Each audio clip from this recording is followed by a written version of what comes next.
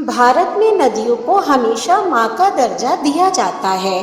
सभी नदियों में गंगा की खास महिमा है। गंगा नदी अपने विशेष जल और इसके विशेष गुणों के कारण मूल्यवान मानी जाती है।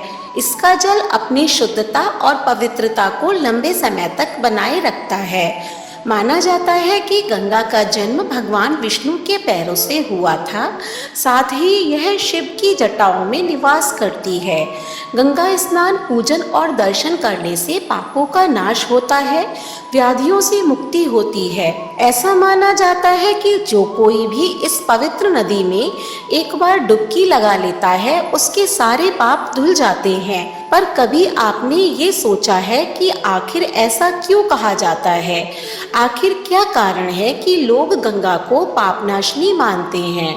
लाखों की संख्या में श्रद्धालु गंगा जी में स्नान कर कर डुबकी लगाते हैं। हमारी गंगा मैया में आस्था रहती है और हमारी श्रद्धा के अनुसार हमें उसका पुण्य भी मिलता है।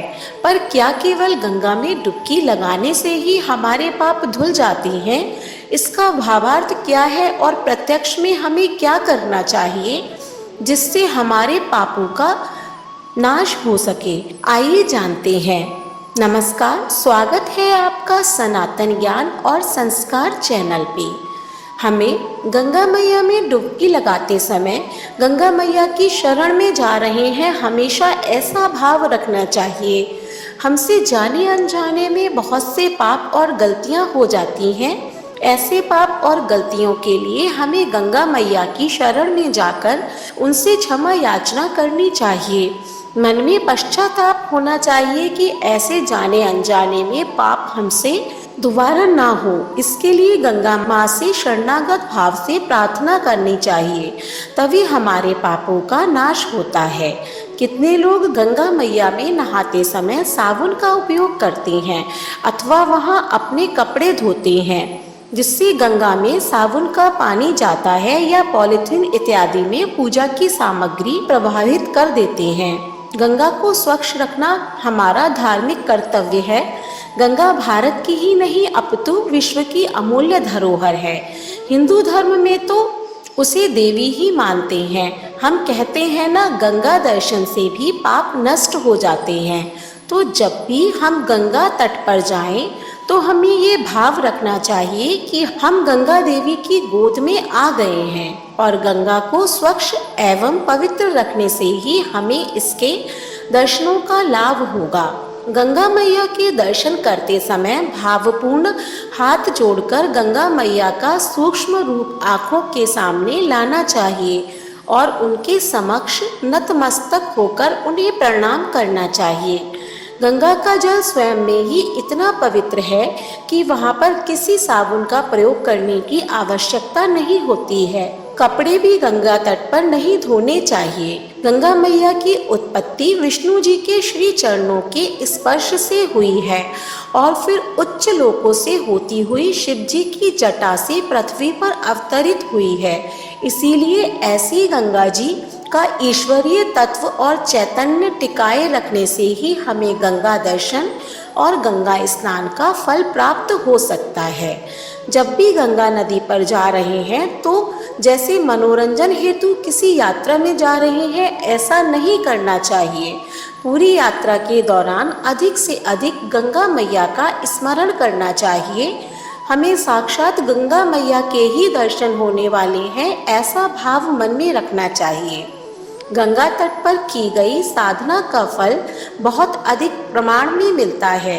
इसीलिए वहां जाने पर हंसी मजाक में अधिक समय न गवाकर अधिक से अधिक नाम जप और प्रार्थना करनी चाहिए।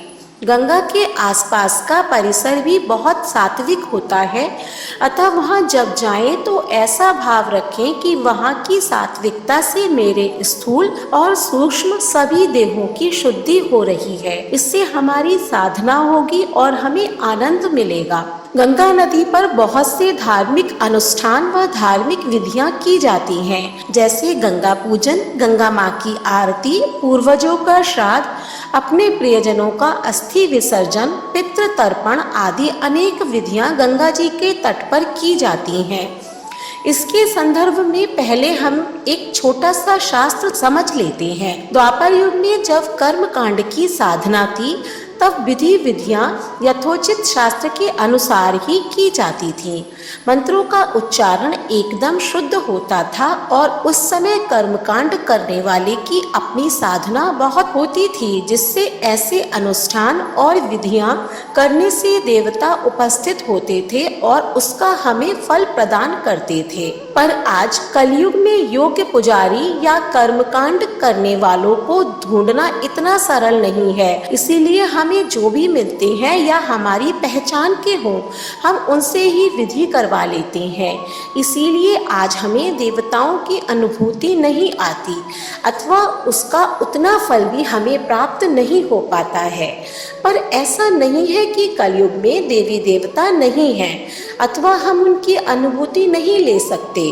देवी देवता तो आज भी हैं, अगर हम स्वयं में उनके प्रति भाव बनाएं, उनके प्रति शरणागत भाव से प्रार्थना और कृतज्ञता व्यक्त करें, तो आज भी हमें देवी देवताओं की अनुभूति होती है और उनका आशीर्वाद मिलता है। इसीलिए जब भी कोई विधि गंगा जी के तट पर करें, तब साक्षात गंगा मैया वहां उपस्थित हैं और मन ही मन में भावपूर्वक उनका आवाहन करें। भाव रखें, हम सब उनकी शरण में ही हैं, विधि कर रहे हैं और विधि में होने वाली त्रुटियों के लिए उनसे क्षमा मांगें।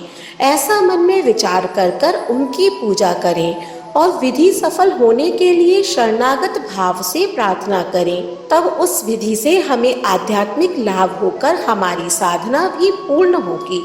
गंगा जी को फूल अर्पण करते समय साक्षात गंगा मैया के चरण अपनी आंखों के सामने लाएं और भावपूर्वक प्रेम से जैसे उनके श्री चरणों में पुष्प रख रहे हैं, इस प्रकार जल में पुष्प छोड़ें। इससे हमारी साधना होगी। गंगा मैया की आरती करते समय गंगा मैया का रूप आंखों के सामने लाएं और फिर भक्ति भाव से उनकी आरती करें। हम त्योहारों पर अथवा धार्मिक आयोजनों पर घर में जल का छिड़काव करते हैं। गंगा जी की एक छोटी सी बूंद भी इतनी चैतन्यदायी और पवित्र होती है कि केवल उन बूंदों के छिड़काव से भी घर शुद्ध हो जाता है। इसीलिए घर में गंगा जल का छिड़काव करते समय कृतज्ञता का भाव रखें और पहले प्रार्थना करें, फिर घर की शुद्धि करें।